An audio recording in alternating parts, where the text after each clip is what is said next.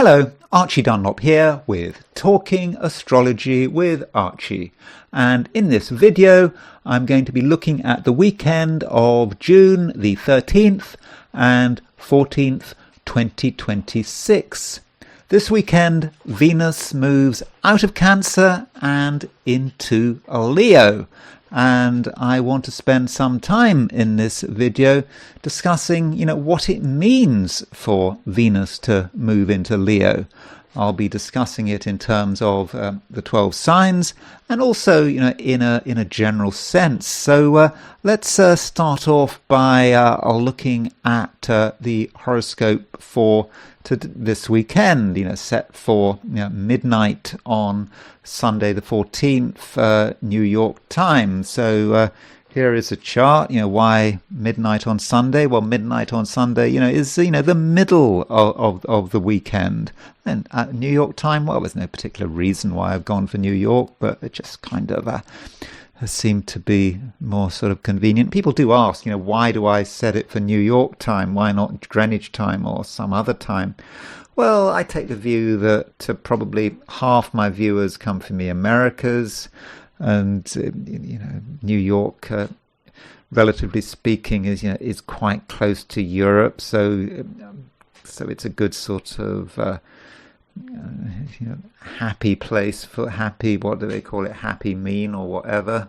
Where else perhaps that's not the right place to set it for, I don't know, but anyway, I've decided to set it for New York.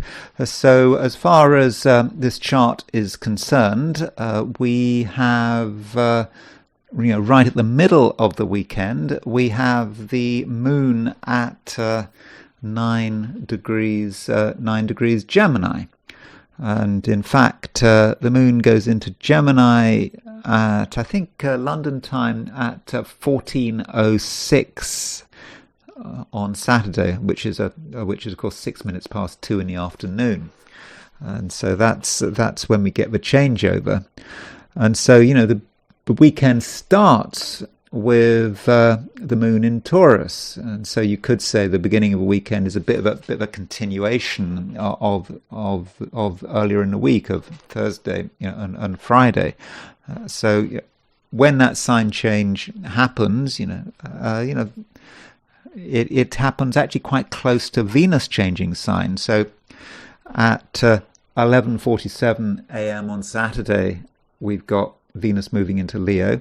At 2:06 p.m. again London time, the moon moves into Gemini. So we've got two sign changes happening quite close together. Now, if you're in the Americas, those sign changes will happen very early on Saturday. So perhaps you don't have to worry about those too much. But if you're in Australia or New Zealand, then it is a different picture, and the first half of a weekend could be about the moon being in Taurus, which goes back to these kind of rather sort of annoying time zone issues. So you can see that the moon and the sun and the moon are both in Gemini and halfway through the weekend. And so when you got sun and the moon in the same sign, that tells you that a new moon is about to occur, and there is indeed a new moon. There's a new moon very early on Monday, or late on Sunday, in fact, if you're in the Americas. So this is all about a build-up to a new moon. And so the period just before the new moon is, when the moon is waning, the very end of the lunar cycle. And traditionally, the waning moon is seen to be unfortunate.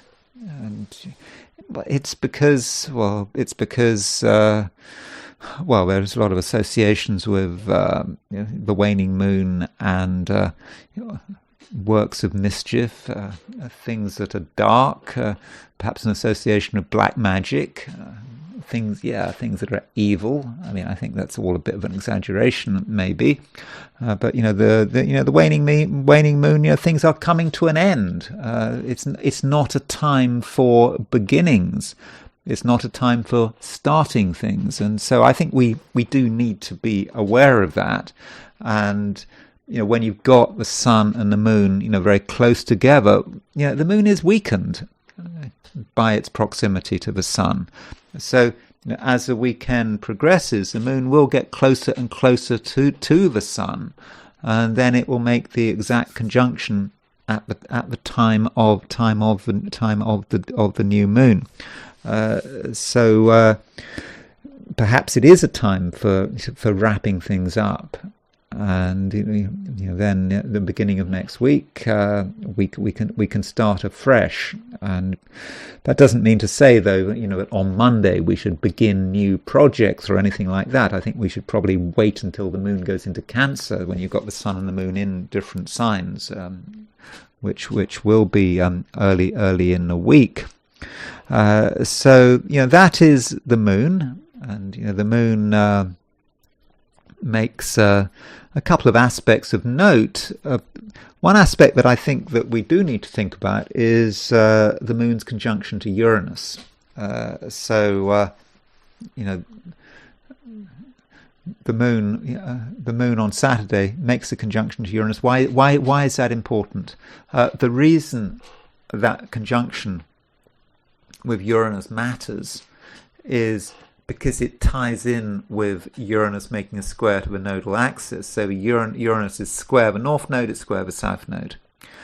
And so in my video for Friday, I spent some time talking about Uranus and the north node, and I made it clear that it's not just a one-day aspect. The Uranus north node square is going to last for a few weeks. It could last for a month. I gave an example of periods historically where you've had Uranus square the nodes. For example, there was August 1942 during the Second World War. All sorts of things going on in August 1942. You had a mass bombing of Stalingrad. You had the killing of a British general. You had the Mahatma Gandhi's Quit India speech. So that was August, or likewise in sort of March of 2011, you had Fukushima, the nuclear accident in Japan. You had the aftershocks of the Arab Spring. Okay, I know the Arab Springs really technically started at the beginning of January 2011, but in March there was all sorts of things going on, and so and I don't think we should really regard it just as being one event. But when the moon runs over the Uranus, when it makes that conjunction to Uranus, when it makes a square to the north node, square to the south node, it just could be that is a time, over the weekend, when the moon is in early Gemini, when events might take place which say something about Uranus square the nodes. I mean, it could be civil unrest, for example, or particular acts of violence. Could be about war. I mean, there are several wars going on around the world. I don't know what's happening in Iran. Is it all sorted out in Iran? I mean, probably not. But I mean, Trump seemed optimistic last time I looked at the news. Of course, we've always got sort of Ukraine, always something going on in Ukraine. So that Moon Uranus conjunction, I think that we need to think about that very carefully as far as what time that Moon Uranus conjunction is. I mean, that will be a sort of New York time. Would be sort of beginning of Saturday.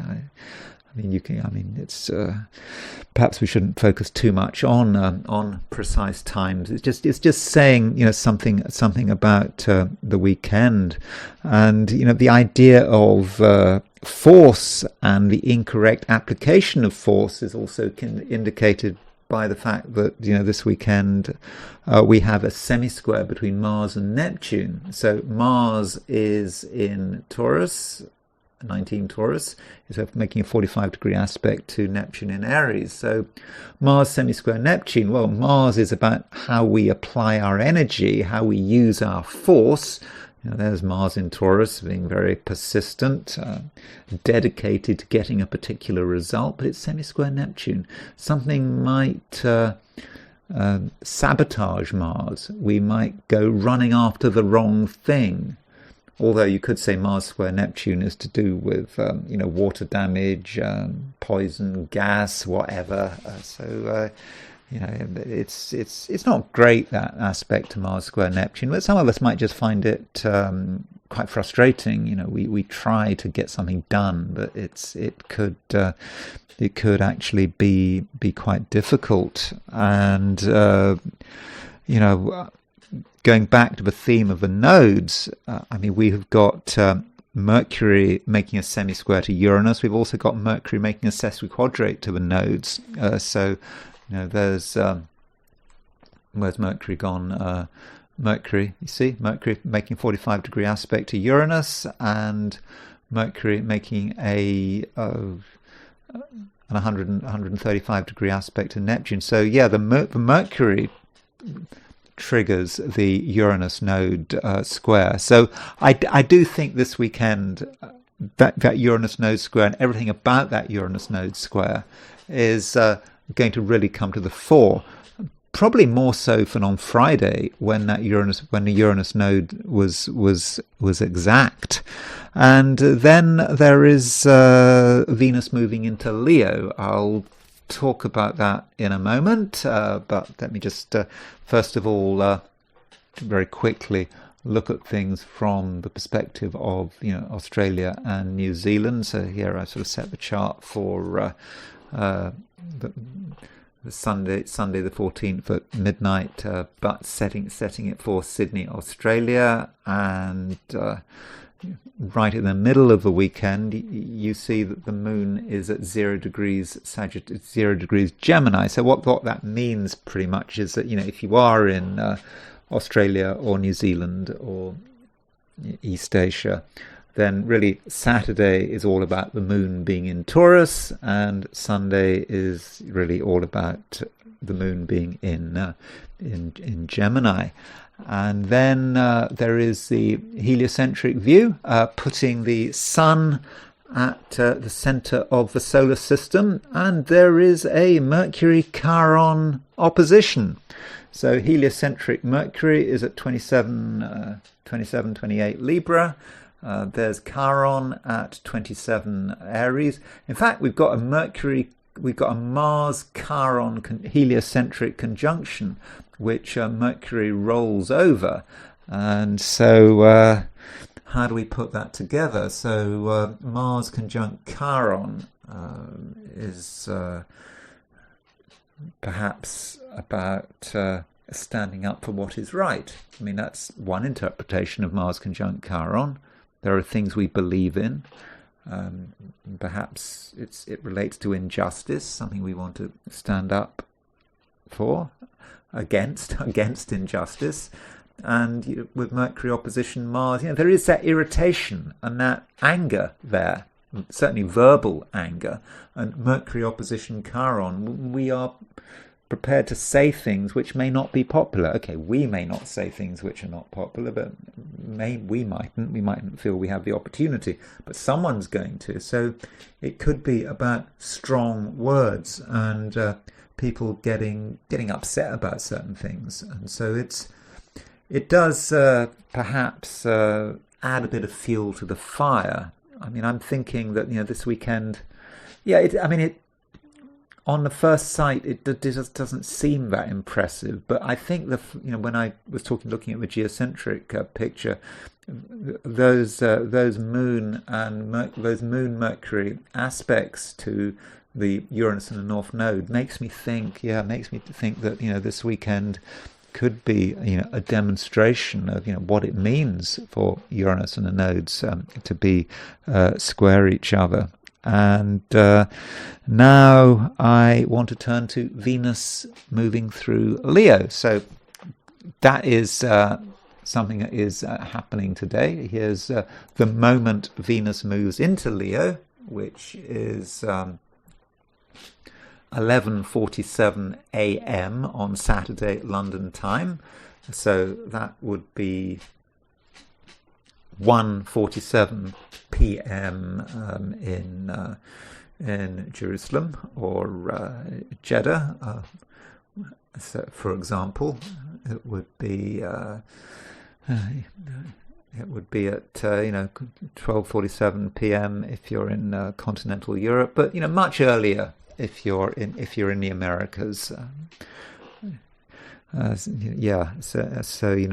early in the morning. So anyway, Venus moving into Leo. It's certainly a change. We've had Venus moving through Cancer, Venus moving through a water sign, and with Venus moving through Cancer, I've got Venus moving through Cancer, and one thing I like to say about Venus in Cancer, modeling sentimentality. That's one way of seeing it, and there is something sentimental about Venus in Cancer. It can be a bit cloying. And I may not come over as a particularly emotional or sentimental person. Well, I'm not really, but I've got Venus in Cancer. And, I don't really like showing my emotions. I get embarrassed. I do try to keep my emotions to myself. But am I a cold person? I don't think I am. But, I'm not one of these emotionally spontaneous kind of people. Even, Venus maybe. But maybe it's because, Venus is it's a female planet, so probably it would be easier to express Venus in Cancer in a female chart rather than in a male chart. In a male chart, maybe that Venus in Cancer is more likely to be projected. I mean, in fact, I've got a Venus Jupiter mutual reception by exaltation. Venus is in Cancer, the sign of Jupiter's exaltation, and Jupiter in Pisces, a sign of Venus's exaltation. But anyway, you're not interested in that. You're interested in Venus in Leo. So there is a change. Venus is in a fire sign. It suddenly moves into a fire sign, and when you think about Venus in Leo, you think about pride. Being proud of who one is, perhaps proud of what one looks like. Maybe appearances are important to Venus in Leo.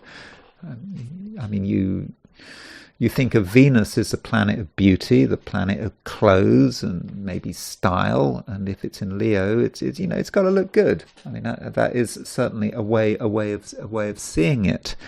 And Venus. Venus is it's a female negative planet in a positive sign, and so you could argue that Venus is not 100% happy in Leo, and that first part of Leo is in a decan ruled by Saturn. So there is something quite Saturnine about the beginning of Leo. So it's perhaps a placement which could be rather vulnerable. Now, Venus in Leo, in this case, is a harbinger of what is going to come next.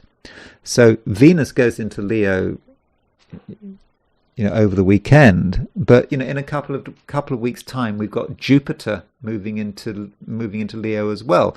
And so at the beginning of July, from the 1st of July through to the 9th of July, you're going to have both Venus and Jupiter in Leo. Of course, then at the 9th of July, Venus moves out of Leo and into Virgo.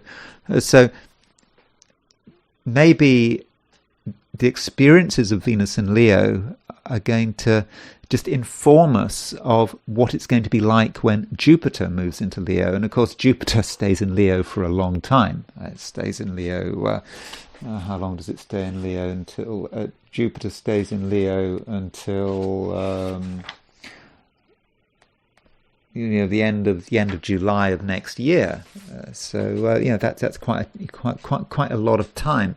That does kind of get us used to this. It gets us used to this change, and I think it's quite an important change. But I don't think that we are necessarily going to immediately think with Venus moving into Leo, oh, this is great. This is brilliant. Everything's going to be wonderful.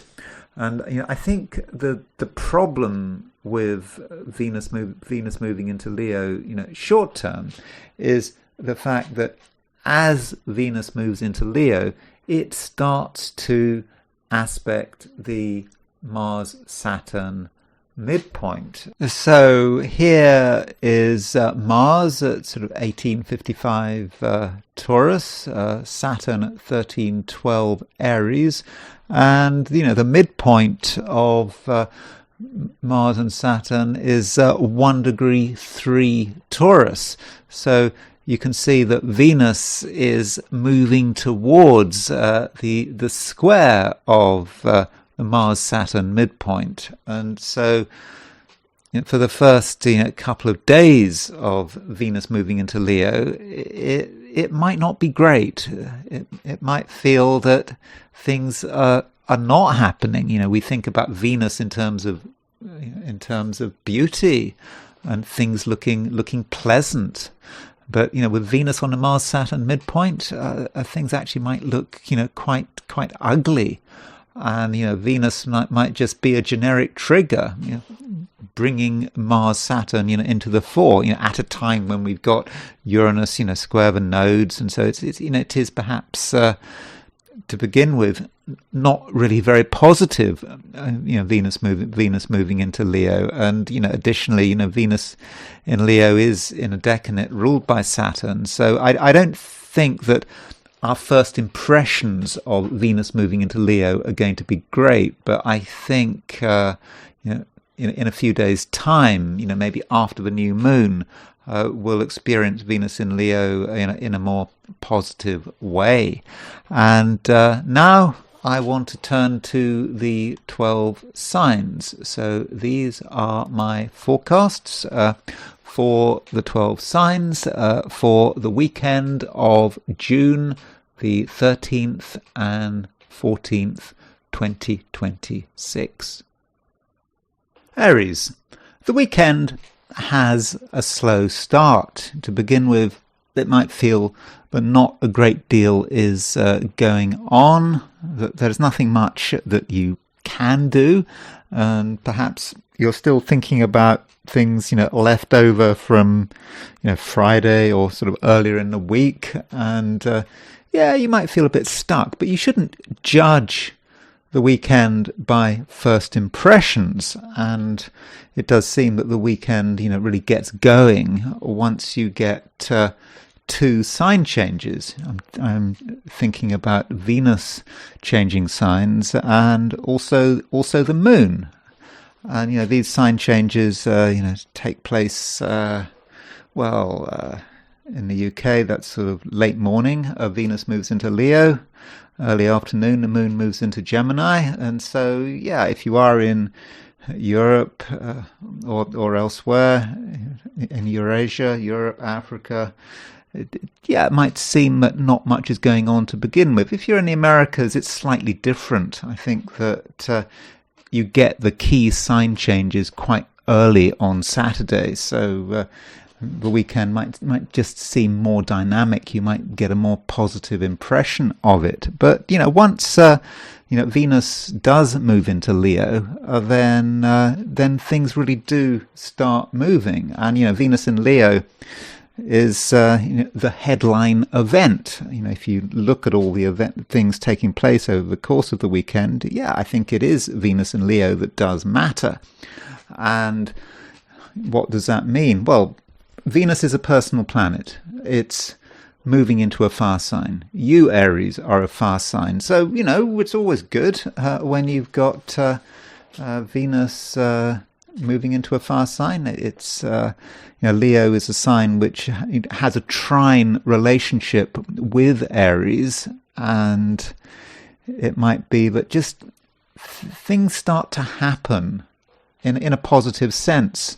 And at the same time, other people are going to become, maybe more responsive to your charms. That's always good. Or maybe they're just going to be more amusing. And as far as relationships are concerned, maybe while Venus was moving through Cancer over the last few weeks, certain people might have been, quite insular, and they'd been protecting their own space. And, with Venus changing sign, moving from Cancer to Leo, suddenly, there is more excitement, more action. And, really, the weekend, it does kind of get more interesting, as it goes along. But you shouldn't expect too much, because, this weekend is kind of, under the shadow of a new moon. So, we've got a new moon, well, Monday morning. In fact, if you're in the Americas, it's late on Sunday, and so the moon is waning. It's deeply waning. In fact, we're right at the end of a lunar cycle, and as a result of that, it just might feel that something is coming to an end, and it's not particularly personal. It's just that, when you talk to people, when you notice, other people's behavior, perhaps other people's changes of plan, it just does seem that, the old ways of doing things are really running their course, and you should be expecting, something new. Now, that something new, does relate to the new moon, and that really isn't about this weekend. When I do your horoscope for Monday, I'll be talking in detail about the new moon. But just bear that in mind. It's not a time to be starting anything new, at least in a concrete sense. I mean, by all means, Aries, have ideas, have thoughts, get excited, but don't necessarily put theory into practice. And I know that at the moment, Uranus and Pluto are starting to make a trine. This trine involves outer planets, very sort of high level energies.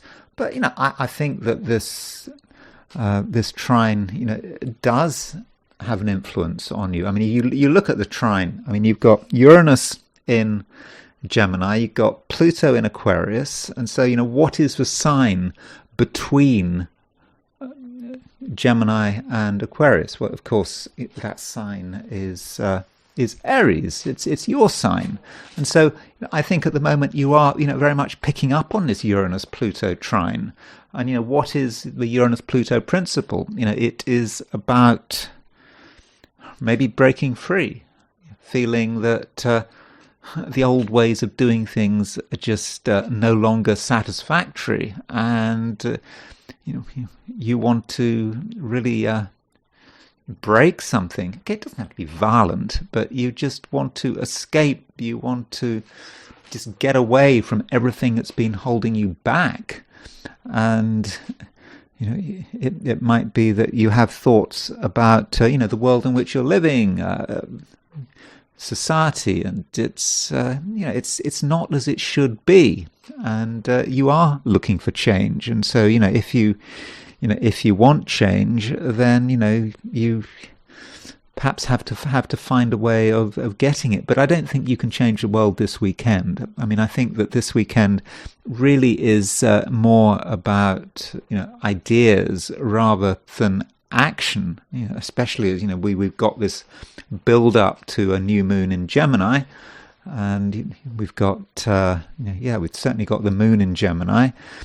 And sun's in Gemini as well. So that is about thinking about things, and thinking about things very carefully, and perhaps starting to plan, and also gathering information. I mean, you might know a lot, but Aries, you could always know more. You don't have a total understanding of anything.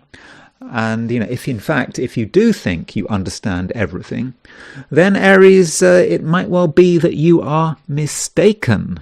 Towards the end of the weekend, no, in fact, not the end of the weekend, right in the middle of the weekend, actually, we've got a semi-square between Mars and Neptune.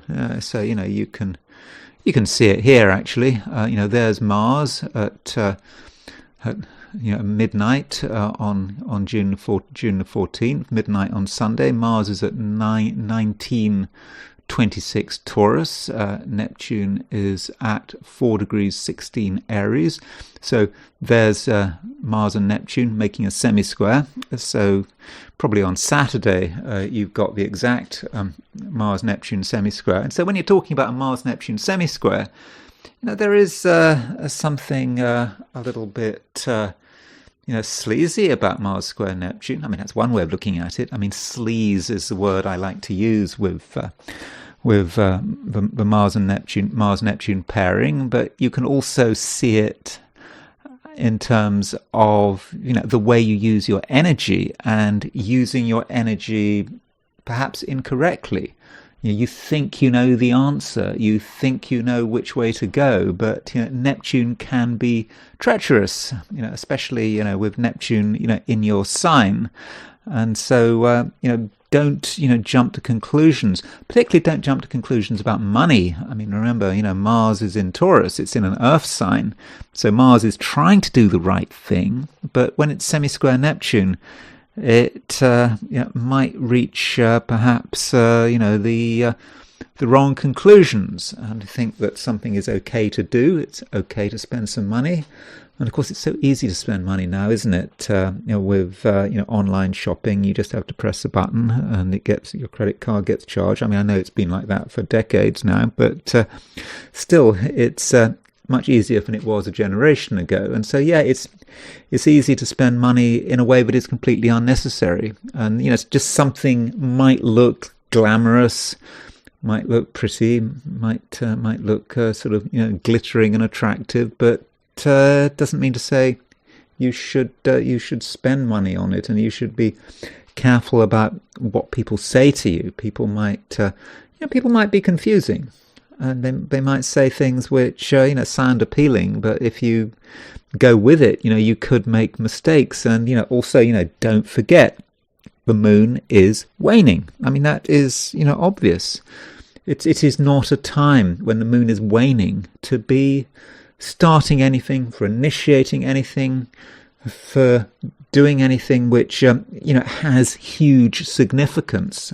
Instead, it's better to be thinking and planning, having ideas, by all means being excited. Absolutely nothing wrong with being excited.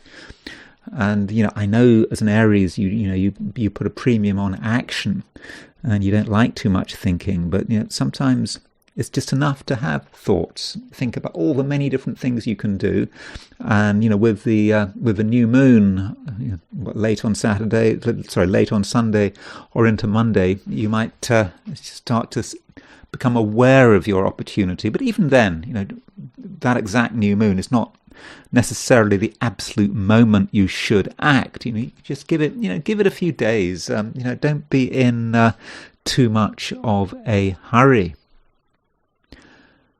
Taurus. Well, Taurus, the big event this weekend is Venus changing sign. So Venus changes sign at 11:47 a.m. on Saturday morning, London time, which I believe is 1:47 p.m. on Saturday afternoon if you happen to be in Riyadh or Jerusalem. I mention that because I did get a comment from someone asking me if I could do the times for the Middle East, in particular for what did he suggest? He suggested maybe Mecca and Jerusalem. So I believe that Mecca and Jerusalem are 2 hours ahead of London, and so London time 11:47 in the morning. So that would be 1:47 in the afternoon. I mean, I'm not saying I'm always going to go through every single time zone on Earth. I mean, my videos would just take a long time, but I just want to make it clear that I do understand that people are listening to this from different time zones, and having to sort of work through the time zones is sometimes difficult. I mean, I think I'm quite good at time zones, but sometimes I do make mistakes. I mean, the worst mistake is to go the wrong way. I mean, you think I'm in Pacific, and I'm thinking, I usually remember that if you're in Seattle, for example, you're 3 hours behind New York, but sometimes you could kind of get it wrong and think you're 3 hours ahead of New York, which is of course not true. But anyway, point is, Venus is moving into Leo at some stage on Saturday, and that is certainly a change. And the question is, Taurus, is it a fortunate change? And, I don't think there's an easy answer to that. I mean, in one sense, Venus was conjunct Jupiter, and Venus-Jupiter conjunction, is it's a great aspect on paper. The best aspect, you could say, Venus conjunct Jupiter, particularly in Cancer. I mean, that's a sign where both of them are really quite happy.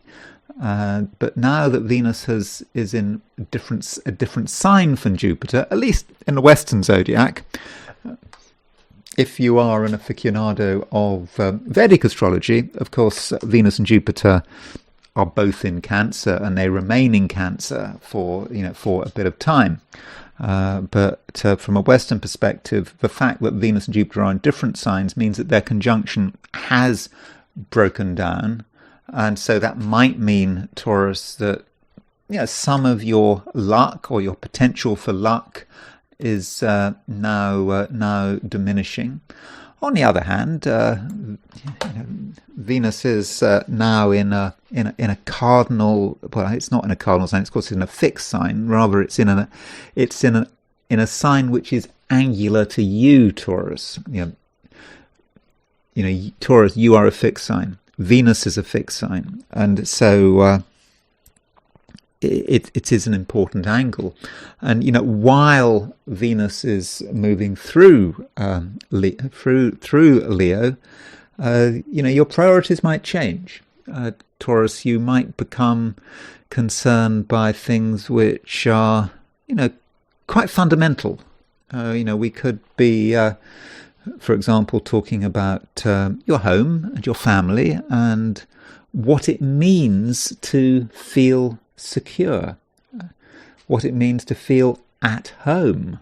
And, that is an important sort of question. What does make you feel at home? Where is home? I can remember some years back, I was at the dentist, and I was talking to one of the dental assistants, and she was from Mexico, and obviously she was living in America, and so I was talking. We were talking about where is home? Where does she regard as being home? And she wasn't sure, I don't think, and she had a lot of ties to America, and but of course she came from Mexico. So I was trying to sort of work it out. So I said to her, so, well, where would you like to die? Would you rather die in America, or would you rather die in Mexico? And she said she'd rather die in Mexico. And so maybe that's it. I mean, maybe that is a real question. I mean, I know it shouldn't matter where we die, but, maybe it does. I'm sorry to be morbid, but maybe that's the question, isn't it? I mean, you should be thinking, where would you like to die? And that may not be about a particular country. It may be a particular place. I mean, I know it sounds morbid, but one's just trying to focus on what is the real grounding for you, and you might be thinking about the past. Perhaps you should be thinking about the past. While Venus is moving through Leo. I mean, that's perhaps your priority. I mean, there are other ways of thinking about it. I mean, Venus is in a part of your chart which is connected with property, with real estate, with mining. I'm sure you're not watching this if you're a mining engineer, but if you happen to be a mining engineer, I think mining engineers, they've probably got better things to do than watch my videos. But it is a good time for mining. I don't really want to encourage people to mine. I mean, that's not very good for the environment. But if you're looking for buried treasure, whether that treasure be gold, silver, diamonds, or rare earths, whatever it is, or it could be just that symbolic buried treasure. We think about buried treasure in some terms of something real, but it may be the buried treasure in terms of who you are. Maybe that is the real buried treasure. Something from your past that you have perhaps been neglecting.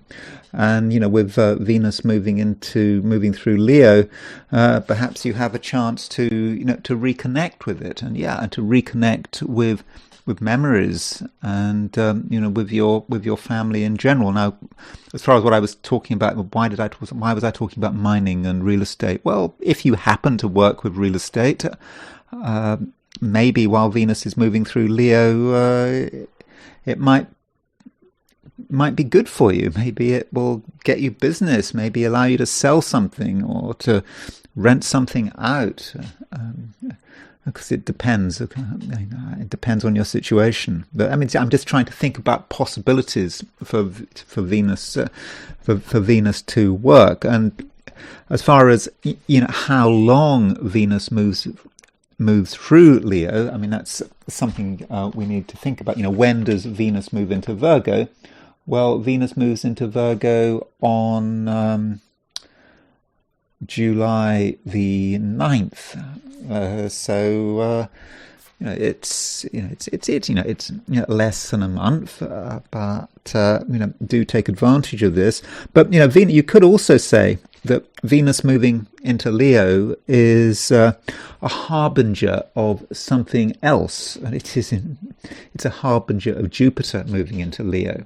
And with Jupiter moving into Leo, it's pretty much what I've just been talking about. I've talked about the past, feeling grounded, feeling secure, feeling that you are in the right place. And when Jupiter moves into Leo, that could be something that you really have to be thinking about, or rather, you can benefit from thinking about it. So overall, I do think that. I do think that it is something. I do think it is something positive. But one thing about Venus moving into Leo is it's a somewhat mixed picture. Venus moving into Leo. The problem of Leo, perhaps, from Venus's perspective, is that Venus. It's a feminine planet. It's it's quite reflective. It's a nocturnal planet as well. And so when it moves into Leo, Leo can just be too much for Venus. Particularly the beginning of Leo. For example, in the first 10 degrees of Leo are a decanate that is ruled by Saturn, and so. Early Leo, can be a bit dry. I know that the terms of Leo are ruled by Jupiter, but the Egyptian terms, at least, are ruled by Jupiter. But it's just maybe a bit too much to begin with. It's a bit dazzling, Venus moving into Leo, and that might be one reason why you want to. Protect yourself and make sure that you are protected. But from maybe just the light, too much light, and maybe Taurus. It's also a time when you want to do things in such a way that you don't get noticed. Well, you don't have to get noticed, and maybe you do things quietly, and it all comes together, but very much on your terms. Gemini, Moon is moving into your sign sometime on Saturday. And the Moon moving into your sign, I would obviously regard as being a fortunate event. I mean, Moon in Taurus, I don't think you particularly enjoyed the Moon in Taurus. It could have been somewhat frustrating, and there were things you wanted to bring out into the open, perhaps, and you couldn't. You felt you weren't being fully acknowledged and appreciated. But now that the Moon is moving into Gemini, this is a time when you can really present yourself. This is you, and you have an imagination which I think is on good form at the moment. And so when the Moon moves into Gemini, it makes a conjunction to Uranus, and so that Moon Uranus conjunction is is I think quite important, because it's happening at the same time as Uranus is making a square to the North Node. So in my video for yesterday, Friday, yesterday from Saturday's perspective, my Friday video, I was talking about Uranus square the North Node, and I think it's a significant event. I don't think that the Uranus square the North Node is just about one day, but as far as what I said to you, as far as Uranus and the North Node is concerned, that I think what I said was something like, it's important for you to really be an individual, to be different, perhaps to be a rebel. Uranus is in your sign, and it can certainly be challenging, but it is certainly the right thing to do. It's not a time to conform. Uranus in Gemini, absolutely not. You don't want to conform, but you don't want to be a rebel just for the sake of it. Sometimes you can be a rebel, and you can be willful, and you can do things your way, and so you're not really being progressive. I mean, when I say progressive, I don't mean that in a political sense. You're not really making progress. You're certainly not making any karmic progress if you're just is that the right term? Karmic progress? Maybe just spiritual progress. Let's keep it simple. You're certainly not making any spiritual progress just by being rebellious for the sake of it. You have to be rebellious for a reason, because you have got something unique to offer. And Uranus square the North Node is really emphasized when the Moon makes a conjunction to Uranus, because when the Moon makes a conjunction to Uranus, it also makes a square to the node. And so this really reinforces this wider configuration. And in terms of what it might mean, it could be about choice. There are many different things you can do, and it might nonetheless boil down to doing the right thing and doing the wrong thing. You can be rebellious in a constructive way, in a way that is constructive for you, which acknowledges your role in society, the fact that you can make the world a better place. That's a constructive way of doing it. Or you can behave in a way that is, it might be rebellious, but it's kind of regressive. It's something you've done a million times in the past. It may be willful, it may be destructive, it may be argumentative. Sure, you have an impact, but it's not a constructive impact. So you really have to think about how you're going to use that Moon-Uranus conjunction. You have the ability to create change, but you do want to create the right kind of change. And it's a change that is good for everyone. It should be good for everyone, including you. And it can be helpful in terms of you, negotiating your path forward, negotiating your ambitions, and making sure that your own ambitions, align with your broader destiny. And while you're at it, in fact, it's more than that. It's more complex than that, because Mercury is making a semi-square to Uranus, so it's kind of more of the same. And I mean, with Mercury square Uranus, okay, that can indicate quite a tense weekend, just nervous tension. But again, what do you do with your nervous tension? I mean, you could, with your nervous tension, just be destructive. Helps no one. You just you're on edge. Other people are on edge, and you want to do something different. And you sometimes just do something different just for the sake of it. But as I've said, you don't want to do anything just for the sake of it. No, you've got to have a reason. Now, this Mercury semi-square Uranus could say something about financial nervousness. Mercury, of course, is your ruler. It's in Cancer. It's Cancer is a sign following Gemini, and so there may be something going on that just makes you financially nervous.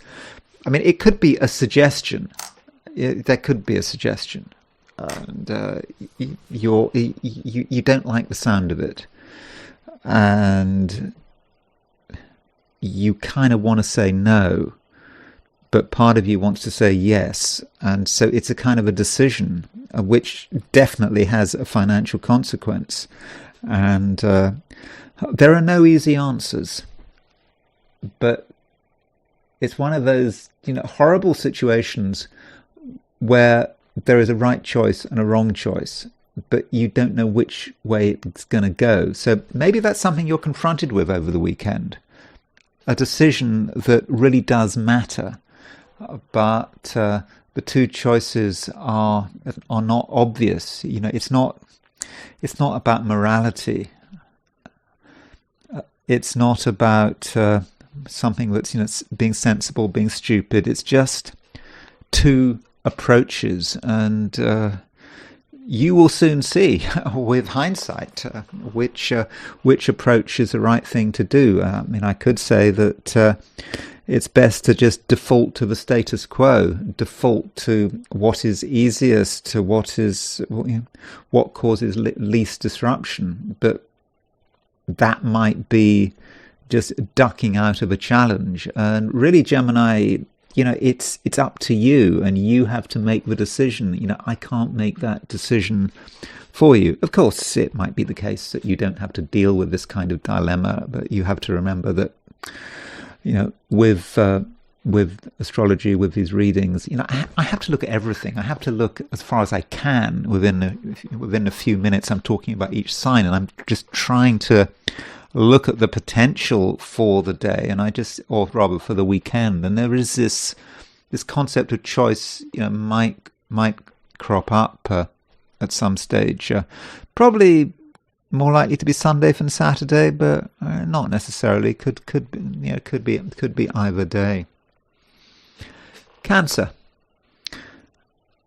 It's a run up to a new moon, and this new moon is it could be late on Sunday if you're in the Americas, or Monday if you're not, and this new moon is in Gemini, but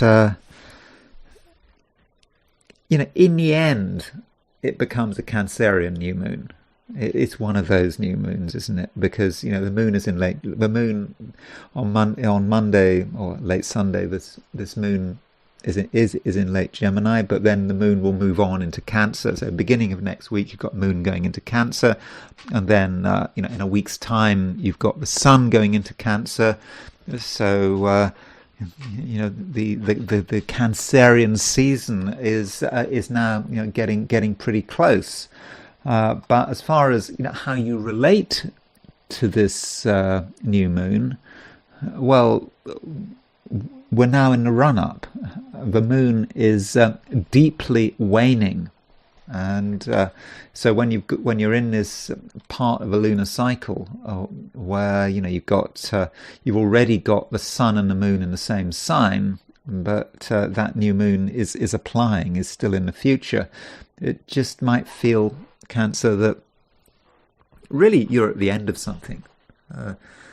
That there's no longer much that can be done. I mean, you've done your best, maybe, at least in the short term, and it's best just right now to just wait it out and see what happens, see what develops. And of course, one aspect that I was talking about a lot was the conjunction between Venus and Jupiter, and I tried to be as positive as possible about this Venus-Jupiter conjunction. I mean, after all, the Venus-Jupiter conjunction was taking place in your sign, the sign of Cancer, and it sort of peaked a few days ago. But now Venus is moving out of Cancer. I mean, Saturday, Venus moves into Leo. And that does bring a change, and you could say, well, it's a shame, perhaps, that Venus is now in Leo rather than Cancer. Venus was making that wonderful conjunction to Jupiter, so that might change the emphasis. Perhaps with the Venus-Jupiter conjunction, you were perhaps thinking about possibilities. What could be done, what could be happening, the choices before you. And now with Venus moving into Leo, you're feeling, well, what are the implications of these choices? What, for example, is the financial implication? And so, money between now and July the 9th, I think, when Venus moves into Virgo. So as Venus moves into Leo, you might find that money is of some interest to you, some concern to you. I mean, not necessarily in a bad way. I mean, in fact, you could say that with Venus moving into Leo, remember, Venus is a fortunate planet, and so Venus moving into Leo, there may be opportunities to make money, perhaps through Venusian ways. I mean, Venusian ways. It depends what opportunities you have. I mean, Venus can be the planet of beauty, clothes, things that look good, maybe decoration, aesthetics. Maybe if you're an artist or an interior designer, Venus moving through Leo could work well for you. Plus, Venus moving through Leo, well, it's telling you that there's another change coming up, and of course that big change is Jupiter moving out of Cancer. So you're going to have Venus and Jupiter both in Leo for a time. And with Venus and Jupiter both in Leo, that might say something about financial opportunities. And of course, Jupiter's going to stay in Leo for the next year. And I don't want to talk about Jupiter and Leo right now, but that's certainly something to look forward to. I think look forward to it. I mean, I think with Jupiter and Leo, there is really an opportunity to expand operations. To perhaps think about ways of making money that you hadn't thought of before, and really believing in yourself. And so don't think that your financial situation as it stands is anything permanent. Things can improve, but on the other hand, with Venus moving into Leo, you don't want to just spend money on things just because they look good. And you could. I mean, that is one way of looking at Venus in Leo.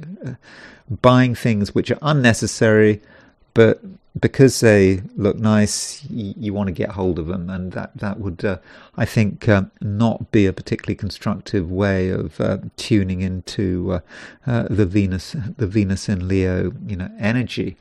And so, overall, with the moon, with the moon deeply waning, with the moon moving through Gemini, Cancer, I don't think that there is a huge amount that you need to do. Although the moon is making a sextile to Saturn, I think that sextile is going to be on Sunday, and with moon sextile Saturn, I mean that's by and large a pretty fortunate aspect, and it may be that you can do something quietly that can in the end be quite useful. You don't advertise your intentions, you don't talk about what you're planning or what you're working on, but when the time is right, and probably after the new moon and maybe early next week, you'll have a chance to put into action something that you had been quietly preparing over the weekend. Leo. Right now, Leo, you are looking for action. I think you want things to happen for sure. You have got a certain surplus of energy, and this energy has been around for the last few days. It has been something of a theme. Having a lot of energy. You've got this energy, but can you find somewhere constructive to focus this energy? I mean, what are you going to do with it? And so do be looking for something. You can't just have energy and you don't know what to do with it, and you put it into this and you put it into that, and it at best it gets frittered away. At worst, it gets focused on something which isn't constructive. So really, try to have a useful weekend, and don't get distracted, and don't take on too much. In particular, don't try too much to multitask. You move from one task to another task to another task, and in the end, absolutely nothing gets done. You just in the end, you might just be exhausting yourself, and clearly that's something that you don't want to happen. But I'm confident that it can be a good weekend. I mean, one thing that is going on, which I really do have to mention, is the fact that Venus is moving into your sign. Yeah, Venus moves into Leo on Saturday, and it stays in Leo until I think July the 9th. Then it moves into Virgo. But while Venus is in Leo, I think that you really do know how to present yourself, and you can present yourself in a way that is quite harmonious, but it's also very definite. Leo is a fixed sign. Libra, Venus is moving into a fixed sign, and so you can come over as someone who is reliable, but who is also generating energy. Venus is moving into a fire sign, and that fire sign is Leo. So there's something, very alive about you. It's not overwhelming. It's not like Venus moving into Sagittarius. Venus in Sagittarius perhaps has a certain craziness to it because it's a mutable sign. But, Leo is a fixed sign. And so you kind of are able to generate this sort of constant warmth that people are able to recognize and be attracted to. And I think that you can make people feel good about themselves. I know, Leo, that sometimes you you quite like to be praised and flattered, or maybe that's just a stereotypical view of Leo. And yeah, it's always good if you get praise, but consider your own capacity to give praise. And sometimes, sometimes it is the right thing to do.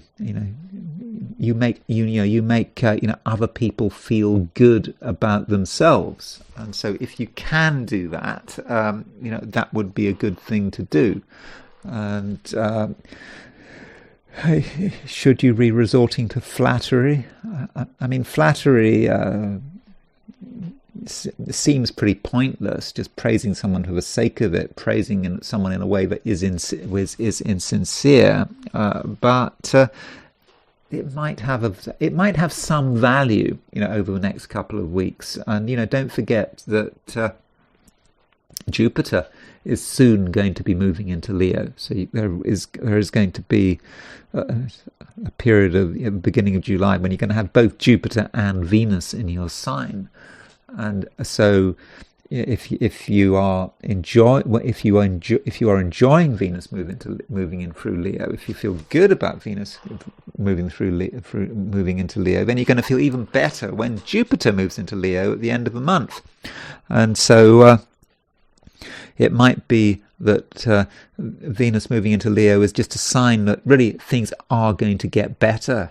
And from a sort of classic view, you might say, well, when Jupiter goes into Leo, this is great. You really can make things happen. This could be a time of really great fortune for you. But I don't want to get your hopes up. With good fortune and the promise of good fortune, you really have to put the work in. You can't expect the universe to deliver. But if you can just create as many possibilities as possible, Leo, I mean, that I think is the right way for dealing with it. And if there is an opportunity, really make the most of it. And so I'm thinking with Venus moving into Leo that this really is very positive for you. And I said right at the beginning of this piece on Leo that you've got a lot of energy at the moment, and the question is, what do you do with that energy? And I've warned you about wasting this energy. But if you can focus this energy at a time when Venus is moving through your sign, then I think that things really could start looking good for you. Virgo. We have the run-up to a new moon. So we've got the new moon on Monday, and this weekend the sun and the moon are in the same sign, with the moon getting closer and closer to the sun. Of course, the definition of a new moon is a conjunction between the sun and the moon, and this new moon is going to be in Gemini. And Gemini is a mutable sign. It's an angular sign from a Virgo perspective. So with this situation with the sun and the moon in Gemini, also you've got Uranus in Gemini. I think this is a time, Virgo, when you are thinking about what needs to be done. I don't think, Virgo, that it's going to be a particularly relaxing weekend, and maybe that's a good thing. I mean, if you were to just relax this weekend, just enjoy yourself, and you watch the clouds go by, you might say, well, that is a waste, because there are things that perhaps you need to be thinking about. What are you trying to get off the ground? What are your plans for next week? And you certainly don't want to be slacking off. And this Gemini emphasis has taken place just after the new moon. Sorry, the Uranus making a square to the nodal axis. Remember, the north node is in Pisces, the south node is in Virgo. Uranus is square the north node, it's square the south node, and Uranus is in Gemini. And this is a time, Virgo, to be on one hand thinking about what you would like to be doing, what you would like to be achieving. But on the other hand, to be recognizing that you can't do everything on your own, that perhaps your success might be someone else's success. It's not a sort of a solo operation. And so this distinction between the North Node in Pisces, South Node in Virgo, South Node in Virgo. So, how does one understand the South Node in Virgo? I mean, I've talked about it quite a lot, but the South Node is the line of least resistance. It's easiest to see things in terms of yourself and your own perspective and your own cognitions. And the reality is you've got to make some effort to understand what other people want, what other people's priorities are. And it's wrong to think that your interests are at odds with other people's interests. In fact, by taking into account other people, you are allowing yourself to be successful. Of course, you don't want to be putting yourself in a situation where you are being pushed around, and obviously not everyone is your friend, not everyone is useful, but I think a lot of people are useful. And with well, in fact, the moon makes a conjunction to Uranus. That's one aspect we've got. The moon is making a conjunction to Uranus. The moon is making a square to the North Node. It's making a square to the South Node. And so the Uranus square North Node is very much in focus, over the weekend. And, it just might be a time, Virgo, where you are just thinking about what it is you should be doing. Should. And I'm not telling you what you should be doing, but I'm just suggesting that you should be thinking sorry, too many shoulds here, but it might be a good idea to be thinking about what your next move is, and it's important to, as far as is possible, to make the right move. And a good start is to listen. You haven't got all the answers. You might think you do. You might think that if you just look at something logically, it's all there. It's clearly in front of you. It's not. North Node is in Pisces, and Pisces is an emotional sign. It's a sign connected with feelings, and so you have got to listen to your feelings. And listening to your feelings might not be enough. You have to perhaps listen to other people's feelings, listen to other people's emotional feedback. Think about, or don't even think about anything, perhaps. Just be aware of how people are expressing their emotions. And if you can just let those emotions develop without asking questions, that might just give you an idea about who you're dealing with and, what people want and how that relates to what you want and what you can do. Though you don't have to get too close to anyone. In fact, it's probably a bad idea to get too close to anyone. I think that if you were to get close to particular people, well, it could be very confusing. You might get a lot of false information. You might jump to false conclusions, and instead just take people as they are. You're not being asked to sign on the dotted line. You're not being asked to agree with another person's view of the world. You're just there to be aware of who you're dealing with, and that might be a lot of what it is about. And in the process of this all, you are thinking about your ambitions, and that is absolutely okay. But it's not a time for making decisions, because the Gemini new moon is not until late on Sunday or into Monday, and with that new moon in Gemini, is powerful for you, Virgo, and it could be the beginning of a time when you can really think about what is important to you and how you are going to be a real individual. I mean, Uranus is in Gemini. And Uranus in Gemini, that is important to the average Virgo. You can't just do things by the book, do things because they're expected of you, making people happy, following someone else's plan. That's not what it's about. But it might take a bit of time to really understand what your particular path actually is. And it is a unique path, and it's kind of tailor-made to you. And if we're talking about Uranus in Gemini, don't forget that Uranus stays in Gemini until I think 2032. So you've got time, but right now some of the realizations can be accelerated, and over the next few days I think you could get some real insights into what it is you'd like to be doing, and what it is would actually work for you. But just don't feel that anything is obvious.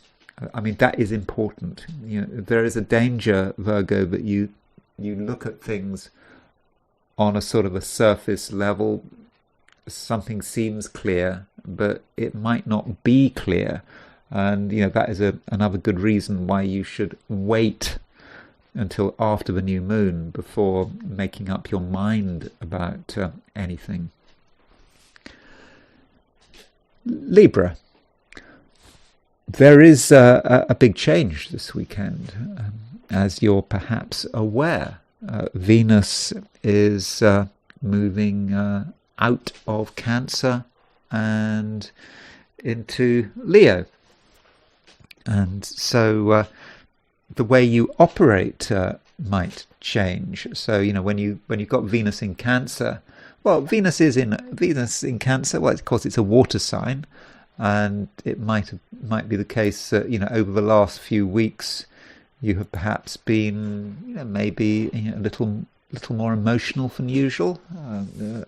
The feeling side of things could have been emphasized. I mean, remembering that Libra is an air sign. I mean, all things being equal, the average Libra is not supposed to be particularly emotional. Of course, everyone is emotional to some extent, but it's not really your prime mode of functioning.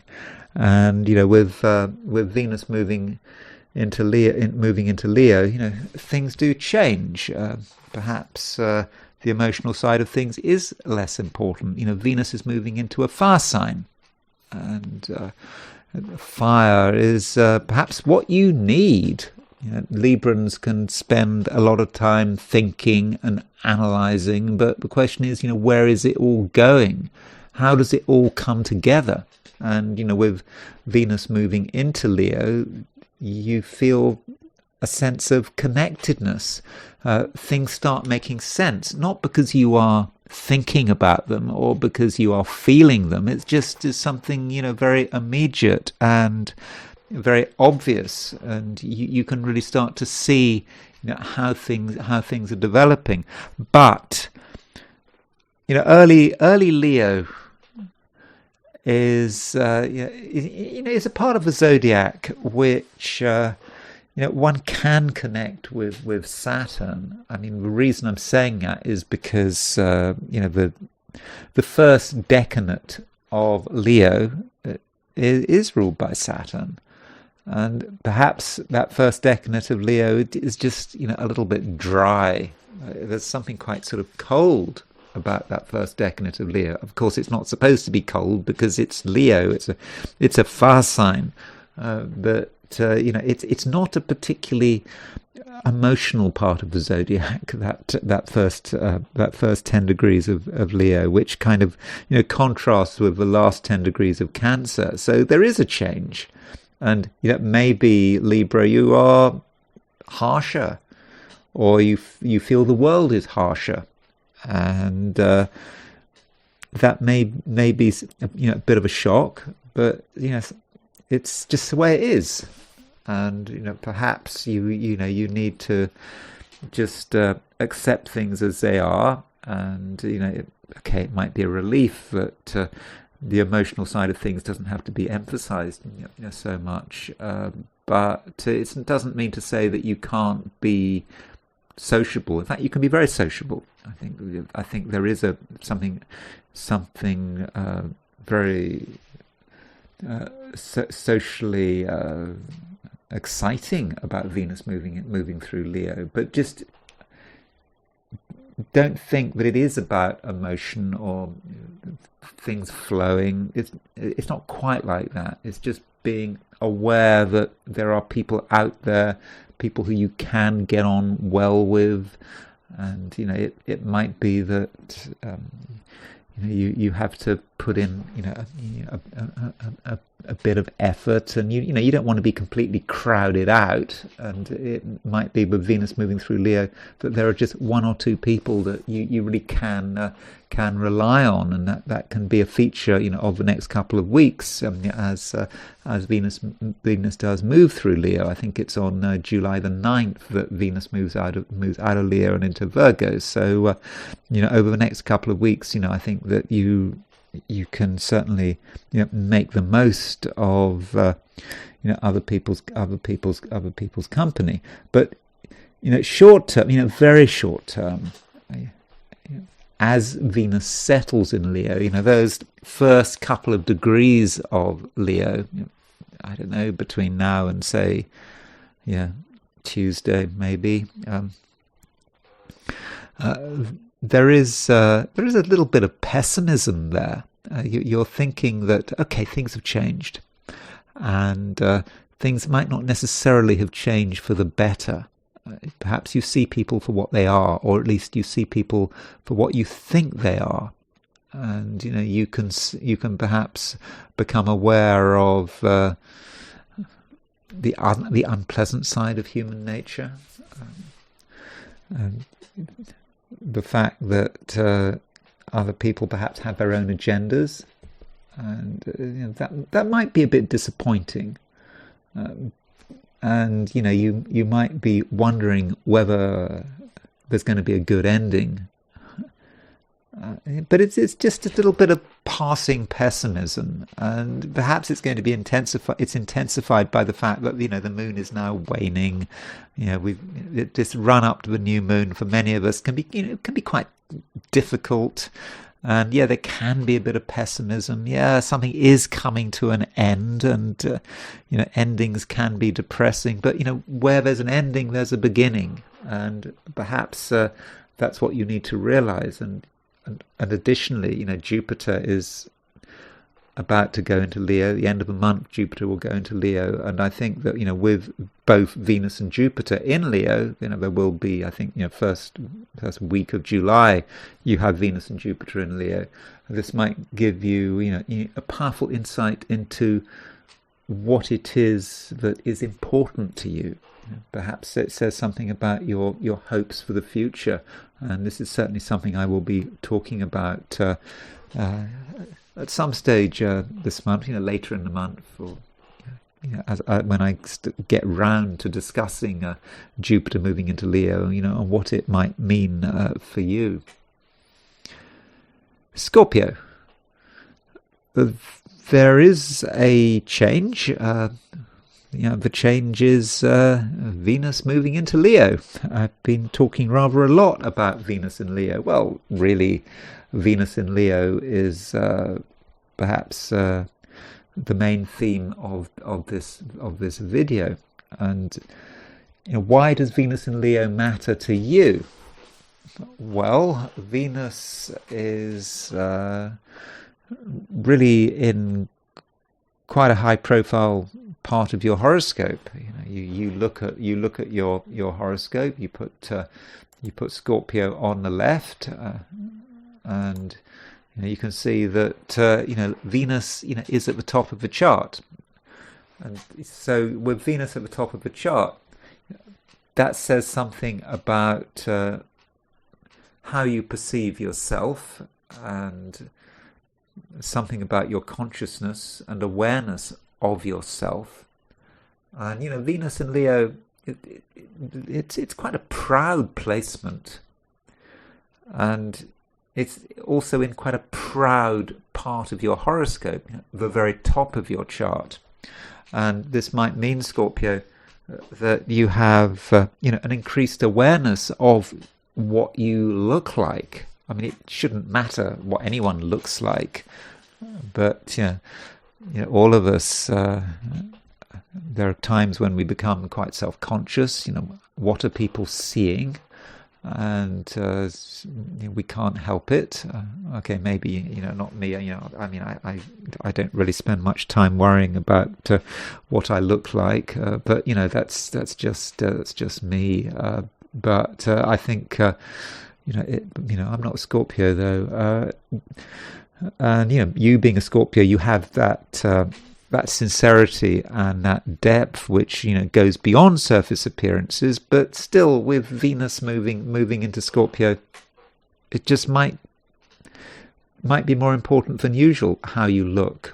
And Venus may be attracted to mirrors. There is a mirror feeling to the whole thing, that you might be looking at yourself in the mirror through the glass of shop fronts or whatever, and you're thinking, well, what do other people see? And so perhaps you're going to want to put more effort than usual into what you look like and how you present yourself.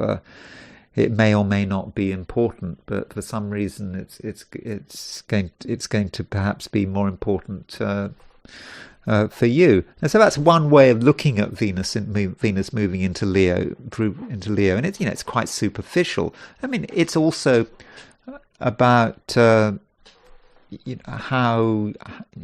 you are perceived, not just in terms of appearance, but whether or not you are appreciated. And I think you are appreciated, and I think that people actually do find you to be quite attractive on many levels, and they respond to you very well. And so, Scorpio, it's not a time to be shy. If you've got something to offer, if you've got something to present, Scorpio, then go ahead. Perhaps it matters. And so while Venus is moving through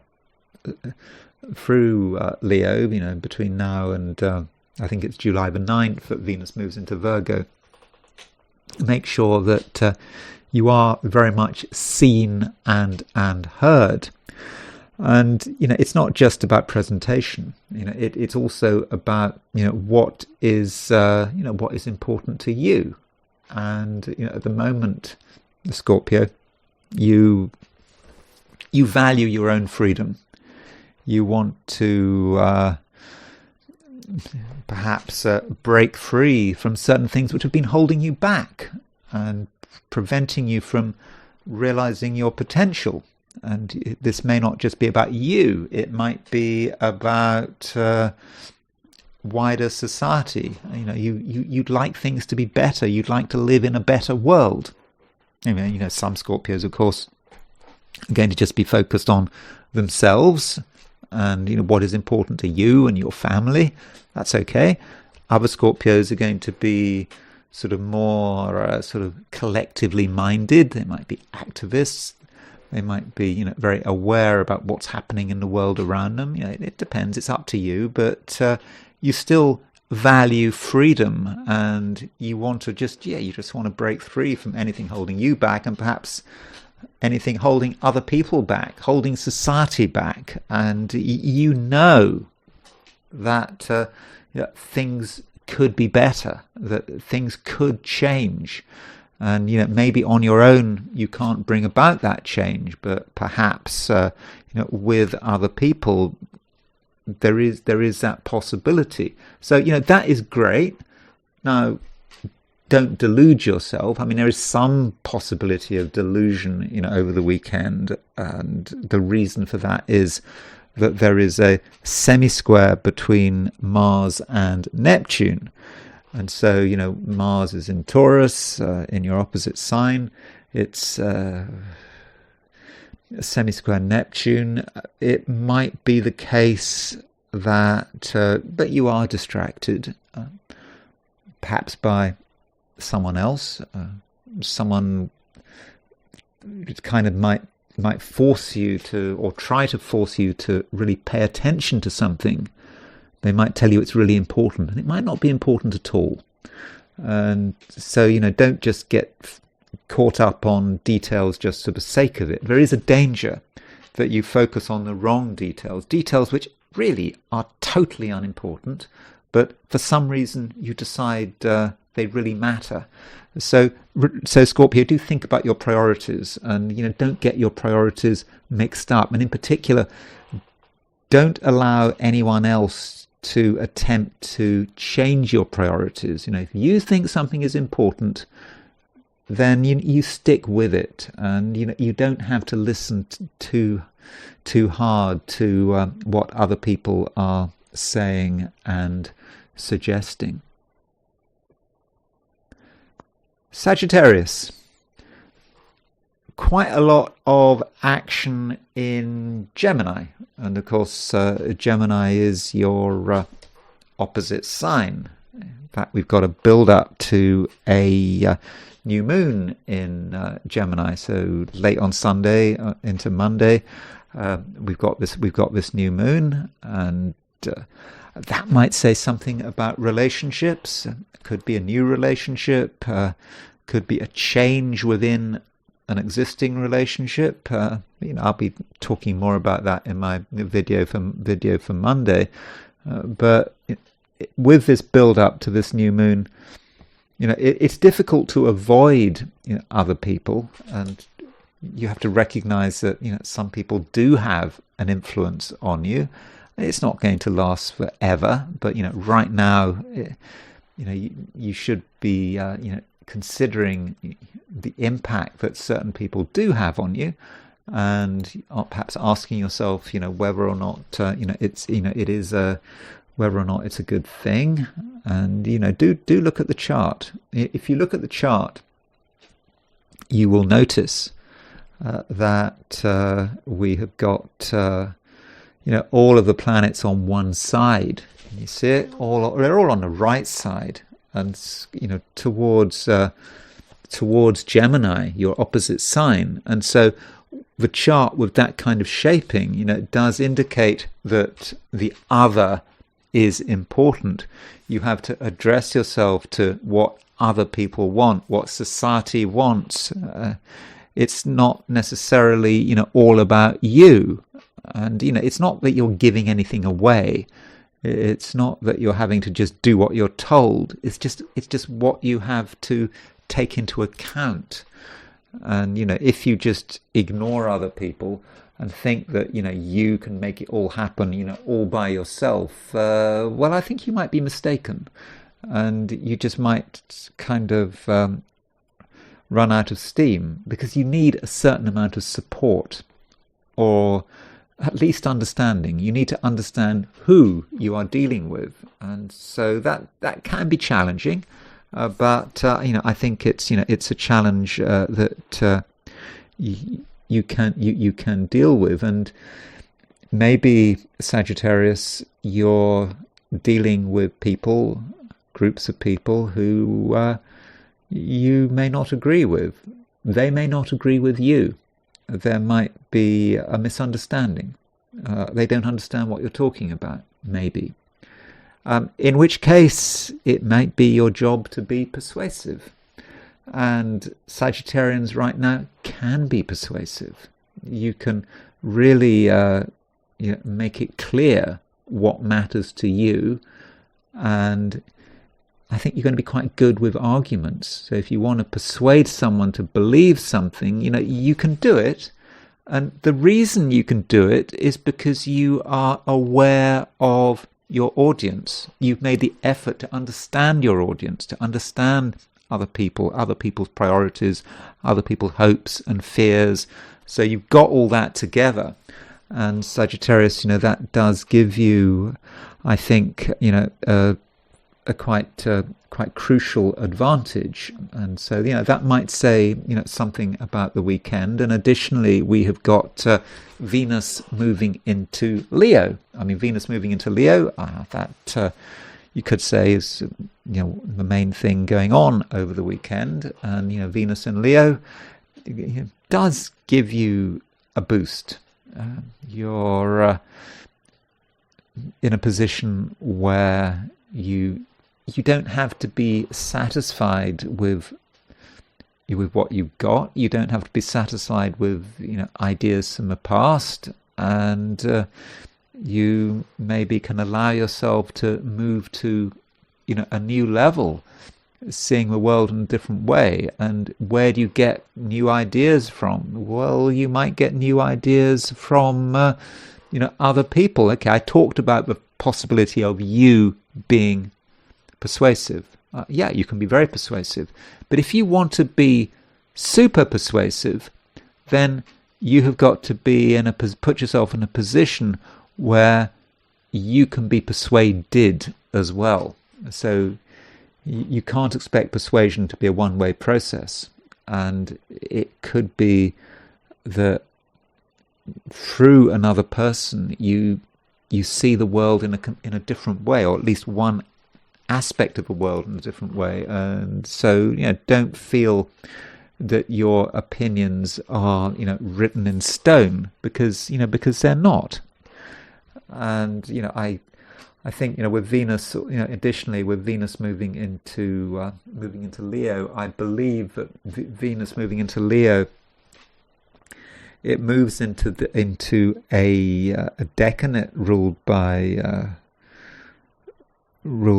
Saturn, but it moves into a term. Terms are a sort of a minor dignity, and it moves into a term ruled by Jupiter. In other words, it moves into a term ruled by your planet, your ruler, and so you do have the ability to control, and at the same time there's just a natural sympathy there, and all the while you are changing your mind just a bit, and perhaps you can change your mind, yes, with another person's help, and you can perhaps come to a sort of a joint conclusion that perhaps something has to change. Okay, it needn't be that dramatic, but it's something to consider. Now, as far as relationships are concerned, okay, I've already talked about relationships. I've already talked about the fact that you've got planets in Gemini, and these planets are in your opposite sign, so it's important to consider other people's thoughts, feelings, and opinions. But we do have an opposition between the Sun and true Black Moon Lilith. That's kind of interesting, isn't it? I mean, true Black Moon Lilith is all over the place. It wasn't so long ago that true Black Moon Lilith was in Capricorn. Now it's gone. Now it's back into Sagittarius. It's kind of difficult to keep track of true Black Moon Lilith. I mean, that's the advantage of mean Black Moon Lilith. Mean Black Moon Lilith a little bit more constant, but I, as I've explained on several occasions, I don't think you can just average things out. I think you have to look at the true Black Moon Lilith. And so with Sun opposition true Black Moon Lilith, across the main axis of your chart, this might say something about the dynamics of certain relationships. And with true Black Moon Lilith in your own sign in Sagittarius, that may say something about you. And when we think about Black Moon Lilith, it's the things that are hidden, but things which are very vital, which are really the essence of your creativity. And the essence of your creativity, it is kind of quite dark. I mean, that's the way it is. If creativity is real, and there could be something that you normally keep hidden, you don't really want to talk about. You don't want people to know that you are that kind of person, that you have that kind of thought. But of course we all have that kind of thought, don't we?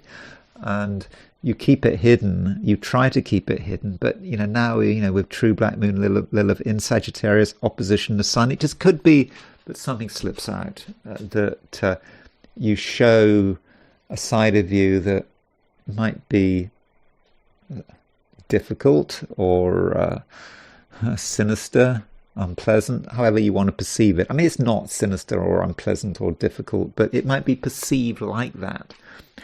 And you just can't help yourself. And sometimes you reveal things about yourself that people can't handle, and they'd like things to be more straightforward. But it's important that you're seen, Sagittarius, as a whole person, and perhaps that's what Sun opposition true black moon Lilith is all about. Capricorn. One of the big themes of the weekend is Venus moving out of Cancer and into Leo, and this does have an impact on you. Venus has been moving through Cancer. And Cancer is your opposite sign, and so when you think about Venus in Cancer, well, maybe that says something about relationships, or thinking that you have to accommodate other people, and what other people do and say might have had some influence on you. And so when Venus moves out of Cancer, you could argue that kind of makes you more independent. You don't have to worry so much about other people's influence, and you can start thinking about what is important to you. Additionally, it might be about consequences. You have various people in your life, and they have an impact, and you start to get an idea about what that impact really is. Whether it's productive or not, and you're perhaps feeling a little more contemplative, and additionally. There's a certain seriousness there as Venus moves into Leo. You see people as complex individuals who can be a force for good and they can be a force for bad, and you have to kind of work it all out, and it's your choice. And so that might be a way in which Venus moving into Leo does operate. It could also say something about how you view other things in your life. For example, your ambitions, your work, and it could be that when Venus moves into Leo, Venus moves into Leo, and remember Venus stays in Leo until I think July the 9th. So over the next few weeks, there are things to think about, and also things to realize. It just might be, Capricorn, that certain things occur to you for the first time. You don't have to talk about them. You just realize it. You get it. You get it. Not just on an intellectual level, but on an emotional level as well. And it's quite instant. You suddenly get it. Yeah, you do get it. And things come together, and there's a realization. And having made that realization, you're then in a position to make a decision. But you don't have to make any decisions right now. In fact, now would be a very bad time to make any decisions.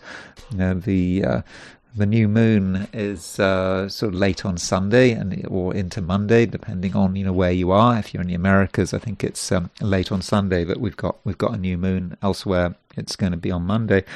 So the moon is still waning. We're still at the end. We're now at the end of an old cycle. The old lunar cycle is coming to an end. Okay, we're getting ready for something new, but we're not quite there yet. And you might be, starting to think about, how you are organizing things, and, are you organizing things properly or adequately or in a way that is satisfactory to you? I mean, Uranus is in Gemini, and, Uranus has been shaking things up a little, and, it's been very difficult to make coherent plans. Because things always turn up, and things have been turning up quite a lot since Uranus has changed signs, since Uranus moved out of Taurus and into Gemini. And now that you've got Uranus, the Sun and Moon in Gemini, well, Gemini, is not a sign that the average Capricorn is particularly sympathetic with. They're very different signs, Capricorn and Gemini.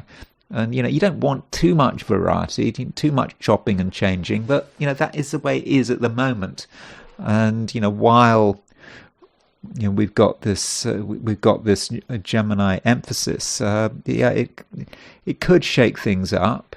And, you try to make a plan, but it's just difficult to see it through. So, really, what do you do? Well, what do? You keep in mind what you want. Probably, Capricorn, there's one single desire you need to focus on. Something is important that you need to get hold of as soon as possible. It's intense. It might be slightly obsessive, but that's not necessarily a bad thing. And it's through willpower that you're able to see through all the turbulence. Because if you don't have an idea, you don't have a plan, then the turbulence happens and you get knocked around, all over the place. You move to the left, to the right, up, down. You don't know where you're going. But if you've got that fixed idea, something that really is important to you, that's going to allow you to see it through, and you can see it through to the end, to a successful conclusion. Okay, it might not be a happy conclusion, because it is all a bit tough at the moment, but it's a satisfactory conclusion. And that's perhaps how you should be seeing, not just this weekend, but the whole next few days, in a run up to this new moon. It's I don't think it's going to necessarily be easy, but I think you know what's going on, and you just keep your focus, and you will be okay. Aquarius, we have quite a lot of stuff in Gemini. I've got a Sun and the Moon in Gemini. We also got the Venus in Leo, but as far as the Sun and the Moon in Gemini is concerned, well, it's a build-up to a new moon. So we've got a new moon late on Sunday or into Monday at the end of Gemini, and that's certainly something worth thinking about, worth preparing for. I mean, you being an Aquarius, you have a natural sympathy with the sign Gemini, and so if there's a new moon in Gemini, that might be a new page, a new beginning, a way to really make the most of what you have in a way that is original and inspiring, and is certainly not boring. And you don't want anything to be boring right now. So you really want to be able to keep your interest. And I think there are plenty of things going on over the weekend which can maintain your interest. And additionally, Aquarius, you're going to have sufficient focus. You're going to have real focus. So if you get it into your head that there is something that you want to happen, that something is important to you, then Aquarius, I don't think you're going to be disappointed. I think that you'll be able to overcome, pretty much any obstacle. So that's looking good. But the question is, Aquarius, to what extent can you be selfish? To what extent can you just put, your own needs first? Because one thing we do have over the weekend is Venus moving into Leo. So Venus is moving into Leo. This is your opposite sign, and Jupiter's going to go into Leo soon, end of the month, and that is a big change. And of course, Leo is your opposite sign. And so when you've got planets in Leo, well, there are different ways of seeing that. I mean, one way of seeing Aquarius is to say that, Aquarius is a sign which is quite independent-minded. I mean, I use that word quite a lot. I mean, I probably use that phrase too often when describing Aquarius. You are independent-minded, but you are also slightly detached. You don't quite play the games that other people play. You're not usually fooled by flattery. After all, Aquarius is the opposite sign to Leo. Leo is a sign that one associates with flattery. It's not Aquarius. But maybe we should regard Aquarius and Leo as a polarity, as almost as a pairing. And so within every Aquarius, you could say that there is a secret Leo trying to get out. And so with Venus in Leo, okay, that might say something about other people's behavior, but through other people's behavior, that may reflect back on you. So, for example, with Venus moving into Leo, and it stays in Leo, I think, until July the 9th. So with Venus moving into Leo, you might start to observe other people's behavior. You might, for example, see that someone is attention-seeking. They want your attention. They want anyone's attention, and that might not be to your liking. You might find that as off-putting, something you don't want to get involved with. It's beneath you. But it could be that when you see someone else's attention-seeking behavior, at some level it reminds you of what you want. At some level you want to be paid more attention to. It's all very well saying at a conscious level that you are detached, you don't need to be recognized, you don't need the adoration of the masses, but perhaps you do, and that's fine. So that could be how Venus in Leo operates. So if you find someone's behavior off-putting, too extravagant, before condemning it, consider that it might be a reflection of who you are, of something that is maybe trying to get out. And it's okay to be praised. Maybe you should actually be seeking praise. I mean, not in an obsessive way, but if you do get praise, you should be happy about it. And maybe the people who praise you, the people who are supportive, these are the kind of people you should be looking for. But at the same time, if you want praise, if you want more recognition, be ready to give recognition yourself, because with Venus moving into Leo, that might represent a person who is feeling rather isolated. They don't feel particularly supported, and if you were able to say something nice to them, it could make a big difference. Pisces, we have a run-up to a new moon, and this new moon is in Gemini. And so this new moon is in a mutable sign. And Pisces, you are a mutable sign. So Gemini as a sign, as I often say, is at the bottom of the chart. We know this. I mean, we've been talking about Uranus in Gemini, and some of the things I've been saying about Uranus in Gemini. This can be about a bit of a shake-up in terms of your concepts of security and where you want to live and your home and your family, and there might be some changes in that direction, changes that you feel that you actually want to initiate. And now you've got the Sun and the Moon over the weekend in Gemini, and of course we've got, as I just said, we've got a build up to the new moon at the end of the weekend and into Monday. So that does say something about what is important to you, what is crucially important to you, what is the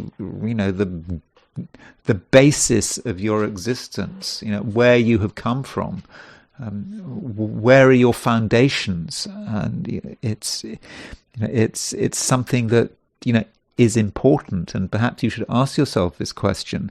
Now, if you've got all this stuff in Gemini, Gemini being a double-bodied sign, you might have a certain amount of hesitancy in this area. Where are your foundations? Could it be here, or could it be there? Could it be one place, or could it be another place? And it might be this concept of having two loyalties. That may be a Gemini approach. In which case, that's fine. There's nothing wrong with that. And you're also in the process. You might feel as if you're in the process of making a decision, quite an important decision, and you're getting ready to make that decision. But it's all happening in the build-up to a new moon. When that new moon happens, at the end of Gemini, that might be the moment. That might be, a new beginning, a point of departure. And this point of departure could be, for some Pisceans, might feel like, it is at the lowest point. You've reached the nadir of everything. When I say low, I don't mean like bad. It's just, you're not really feeling you want to engage with the world out there. And this might be the low point. This would just be a point where you just feel that you want to be separate. You want to be somewhere secure. And, the thought of getting involved with other people and their problems and their demands it just doesn't seem remotely appealing. But, this new moon does represent a new beginning. And you could say that this new moon, culminates, in 6 months' time. When there's a new moon in Sagittarius, that's right at the end of the year. So perhaps what is starting now, doesn't reach finality until, I don't know. It could be the new moon. What new moon am I talking about? I'm talking about maybe the new moon on there's a new moon on 9th of December at 16 Sagittarius, or 8th or 9th of December. Maybe that's something you should be 16, 17 Sagittarius. So that's maybe something you should be thinking about. But it is perhaps a beginning. It's perhaps the beginning of the ascent. But of course, every ascent has to start from quite a low point. So that's that is one way of looking at the weekend. Additionally, Pisces, I think that you have got some serious thoughts, some very serious thoughts. When I say serious, I don't mean serious as in bad, just sort of intense thoughts. And certain thoughts may be taking up a lot of your time, and you may want to discuss them. And if you're in a position where you are discussing your ideas, telling people what's important to you, I think they're going to listen. There's something about you that is quite charismatic and intense as well. And so if you take the time to explain, then I think Pisces, people will listen to you, and your explanations will, I think, sound very reasonable. Now, one thing that is taking place over the weekend is Venus moving into Leo. I think that does matter. Venus is exalted in Pisces. So, I sometimes regard Venus as being a sort of a co-ruler of Pisces. Now, you might disagree with that. I mean, you think, Jupiter rules Pisces. But, Venus certainly is linked to Pisces through exaltation. And so, with Venus moving out of Cancer into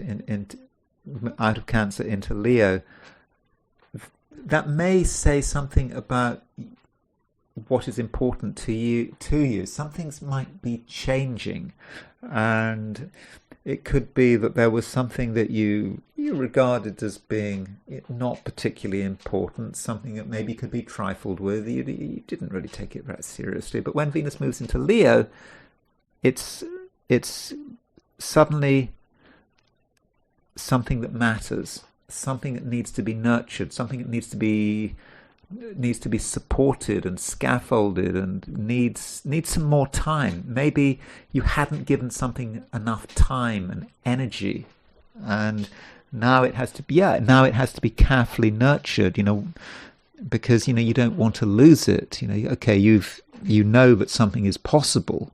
You had perhaps that creative impulse while Venus was in Cancer, but now Venus is moving into Leo. It's now clear that something has become fragile, and it's just started. It's just growing, but you could lose it, and so perhaps something needs to be protected.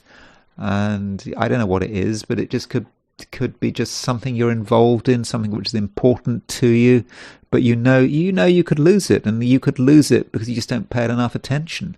And it might be something that requires practice, maybe daily practice. And if you put in that practice, certainly over the next couple of weeks, while Venus is moving through Leo, I think that you can reap the rewards.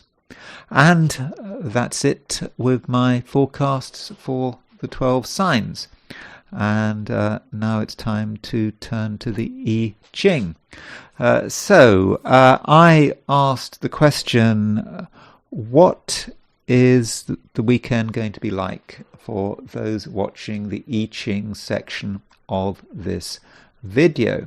And the first hexagram I got was hexagram number 61, which is inner truth. This hexagram is kind of very balanced, isn't it? You can see you've got at the top you've got two unbroken lines, bottom you've got two unbroken lines, and then you've got those two central broken lines with a space in the middle, and that space is that emptiness. It's good that it's empty. That means that there is space for the truth. You're not dealing with people who are just so full of their own ideas that they can't listen to anything else. There's always room for another opinion. And so if you have got that opinion, if you're trying to persuade someone to do something, then I think you've got a good chance. But you're not persuading it just because of some power trip, because you kind of know what is true. Now, when we're talking about truth, it's always difficult. It really is difficult, and because we kind of know there is the truth, and the truth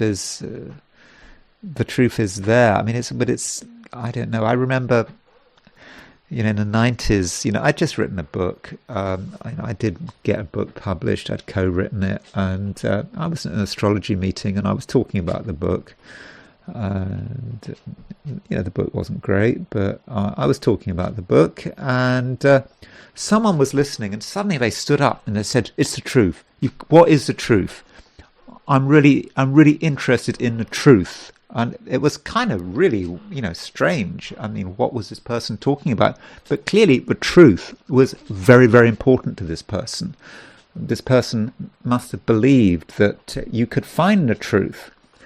And it's difficult. And that you can find the truth in astrology. I mean, I do think you can find the truth with astrology, but, where is it? And there tends to be a subjective element to the truth. I can say, for example, that it is true that Jupiter rules Pisces, and that Jupiter is the only ruler of Pisces. Now, someone else might say Neptune rules Pisces, and can I turn around and say, no, that is not true? Well, not really. I wouldn't presume. I mean, I certainly believe I'm right, but that's not quite the same thing as about truth. But we have our own subjective truth. And this is perhaps what this hexagram is about. And people can, respond to our truth in the same way that we respond to their truth as well. And right now there is that emptiness, that possibility of something new becoming possible. I like to think that maybe I've got that emptiness in myself. I've got that space for another possibility, that space that we see in the center of this hexagram. In the same way that with other people, I can provide my opinions, my view of the truth, and maybe I hope that they've got space to listen to me. And this is a time when we can get our message across. One thing I Ching says that even the pigs and fishes understand. And pigs and fishes, well, what do we mean by pigs and fishes? I think in the I Ching world, pigs and fishes are animals that are really difficult to get through to. They're very stubborn in the I Ching world, pigs and fishes. But we can even get through to the pigs and fishes, and so that does look pretty good. Now, this hexagram has a moving line, and it is the fifth line moves. That's the fifth line from the bottom. So with this line moving, it is the fifth line, and the fifth line in the I Ching, does tend to be fortunate, and this line is fortunate. It means that we have an opportunity to get ourselves together and to be an authority. But we have to get ourselves together, though. We have to bring perhaps the elements of the truth. If you can talk about elements of the truth, you can bring them together and provide real composure and authority, of course. And that is taken seriously. And I think that sincerity matters. So we come over as being sincere, and because of that sincerity, we are listened to. But always, we have got to be prepared to listen as well. Now, we've got the fifth line from the bottom moving, so that means that we move to a second hexagram, and the hexagram we move to is hexagram number 41, which is decrease. So decrease on the surface doesn't sound great. It seems as if we are losing something, but I don't think that's what the I Ching means by decrease. Decrease is really about letting go of something. We're not precious about anything, and if we're trying to be persuasive, if we're trying to get our point across, there are certain things we're prepared to concede, but things that are not important. Some things that are not important, and some things we have to just let go of. And the more we let go of the stuff that's unimportant, the more we can concentrate on what matters. And there is this view that if we want to increase, because hexagram 42 is increase, we have to decrease. So increase and decrease in the I Ching are almost part of the same thing, and so we gain through what we lose, through what we give up.